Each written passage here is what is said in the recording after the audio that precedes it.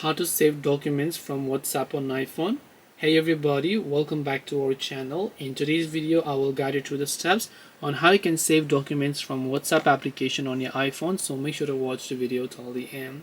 Now, if somebody sent you a document on WhatsApp here, and whenever somebody sent you a document, let's just say that you want to save that document, by default it will automatically start getting downloaded. Otherwise, you'll find this little arrow icon that you can find here, and when you tap that arrow icon, the document that you sent will be actually start the downloading process. And after this downloading process is complete, it will automatically get saved in the Files app, so you don't have to really worry about anything at all.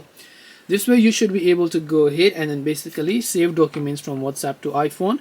Hope this video is very helpful to you guys. If it did help you, then make sure to leave a like and subscribe to our channel.